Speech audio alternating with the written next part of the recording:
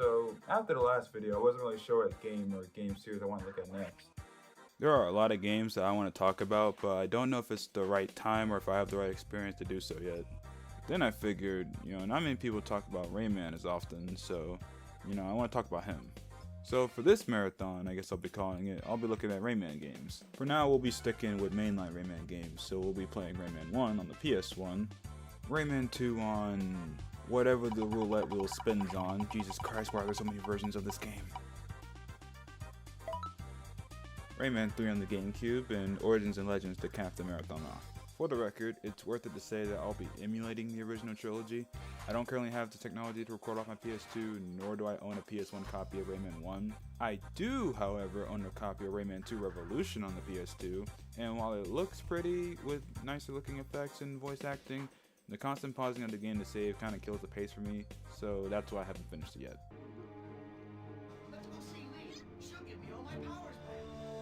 Rayman 3 I've played many times on an emulator or on PS3 via Rayman 3 HD. I do own a physical PS2 copy of 3, which, side tangent here, why is the text on the spine of the game aligned to the left? Most games just put it in the middle, and Rayman 2 is slightly guilty of this as well. This is what I get for wanting perfect symmetry in my PS2 library. I suppose I could buy the game on Xbox 360 and play the HD version there, as they took it off PS Now a couple years ago and my old PS3 is broken, so I can't exactly buy it on there. It wouldn't look as good as it would on Dolphin anyway, as my capture card only captured at 30 FPS, so it wouldn't look as smooth. Many versions of Rayman aside, I have a lot of experience with this limbless hero. For this video, I've only beaten Rayman 3, Origins, and Legends. I've played 2 a lot on multiple different versions that exist for it, but I've never actually beaten it to my knowledge. And for the first game, I barely have experience with it at all. Until today. Rayman 1 was a game I always put off playing because of its difficulty I've heard so much about. I mean, yeah, I've played plenty of hard games, let alone in the platforming genre, but when I was younger, I never tried Rayman 1 simply because I thought I wouldn't be able to beat it.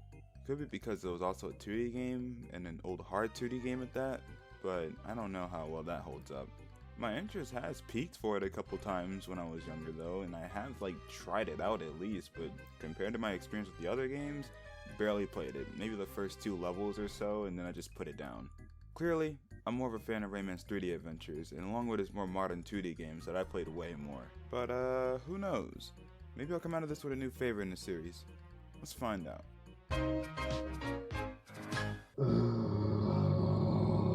Before I get into the game proper, first let's go over a little bit of background.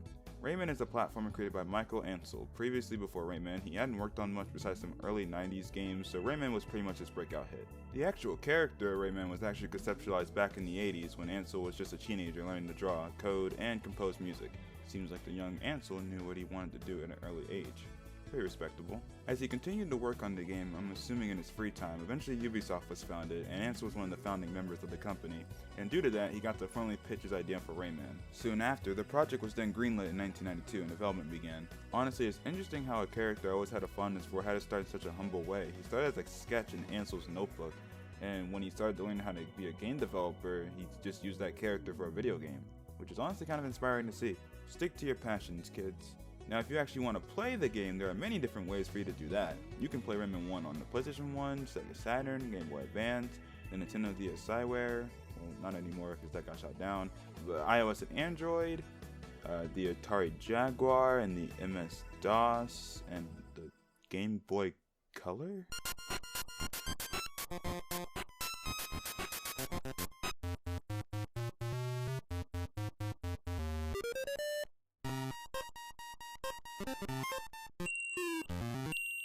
It's like it's speaking an alien language. I'll be playing the PS1 version right on an emulator for recording convenience. Seems to be the version that most people play, so I'm gonna go with that one. So the game starts off with this magician guy explaining to us that Rayman's world or planet he lives on is now in danger as the evil Mr. Dark steals the great fortune, causing all the Electoons to scatter all around the world.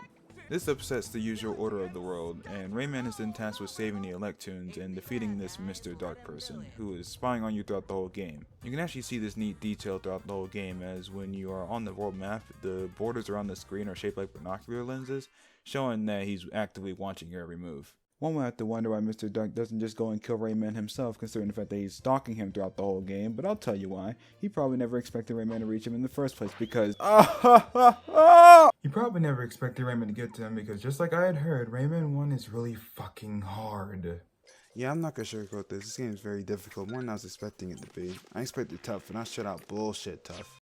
Poor Rayman. Mans was just chilling in his hammock, and now he has to go through one of the most traumatizing experiences in his life.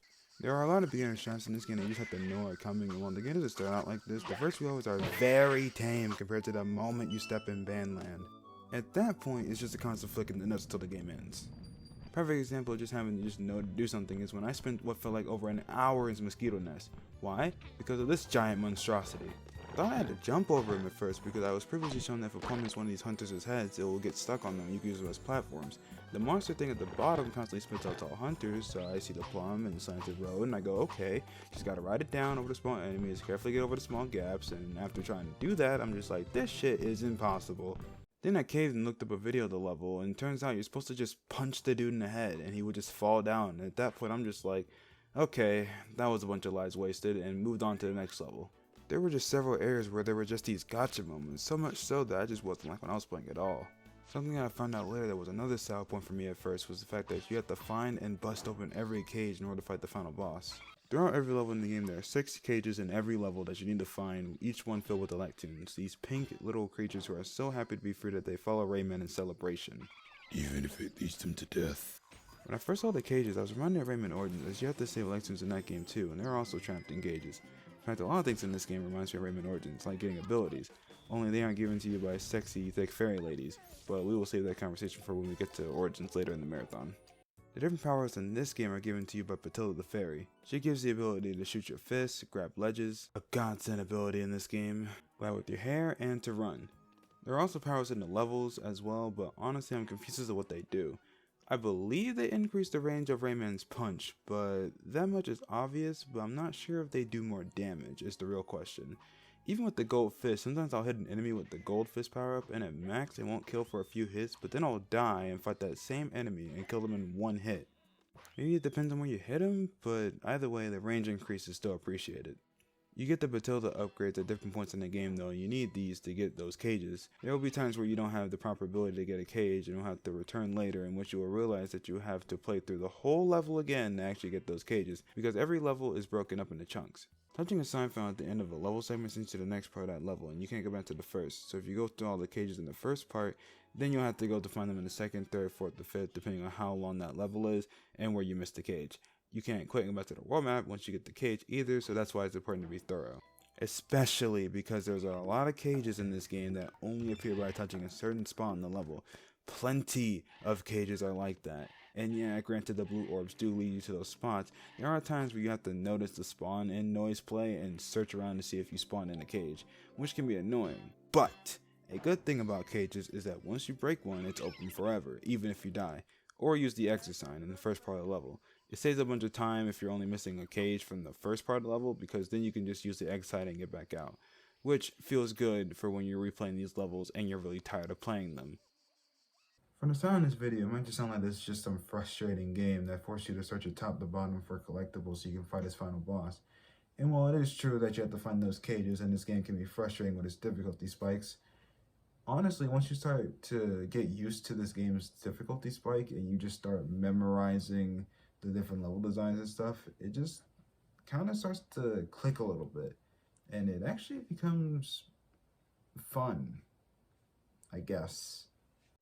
Honestly, maybe another thing helping with this breakthrough was the fact that there's a sequence of buttons you can press to give you 99 lives, which I actually recommend for a first playthrough, because having 99 lives allows you the leeway to make mistakes and also to explore the levels properly and not have to fear getting a game over, which is always fun.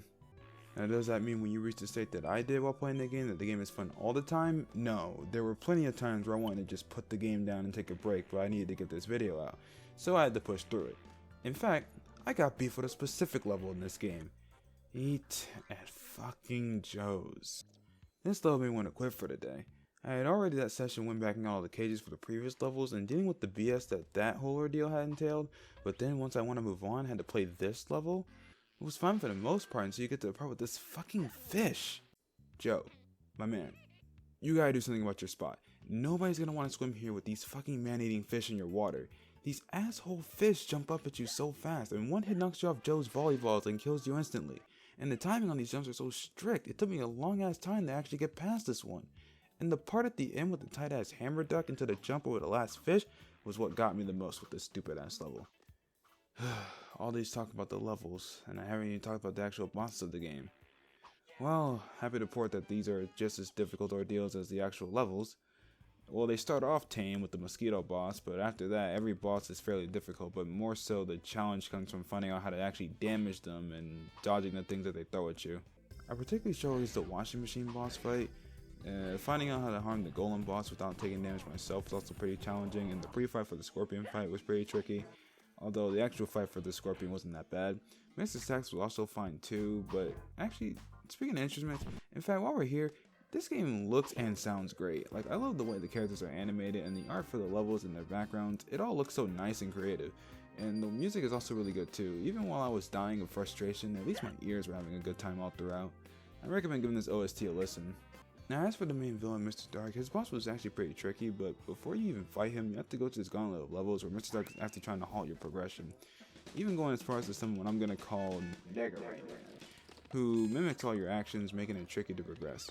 Back to Mr. Dark himself though, you don't actually fight him, more so he throws some magic at you, and then when the Electroons give you your Golden Fist power up, which they do because Mr. Dark took away all your abilities in this fight, the asshole. He sends out a mixture of all the bosses you previously fought, and once you beat the last one, the game just ends. Woohoo, you did it, roll credits, yay! It's a pretty lame ending, but for the first Rayman game, it serves its purpose, I guess. If I had to sum up my time with Rayman 1, I would say it was a trial and error experience. But once I got through that, it showed glimpses of being fun, but there were times where I felt good while playing and the animations put a smile on my face, but the overall first playthrough as most other levels just felt me feeling more frustrated than anything. But when I returned for those cages and knew what I was in for, I had fun going through these levels as fast as I could and nab those cages and get out. I may pay this one a visit later, but not anytime soon. I've had my fill for now. Definitely no thanks to Joe. Well, that was definitely a start to the marathon. Next time we're going to be playing Rayman 2 The Great Escape. And yeah, until then, I hope you have a great evening or day, depending on what time it is for you. I don't know. I'm over here. It's currently, it is like 10:50. So yeah. These are unscripted, if you could not tell. But yeah, if you enjoyed the video, like and subscribe, and I'll keep making more. I mean, I'll make more whether or not you subscribe or not, because I like making them. But yeah, I think you understand what I mean.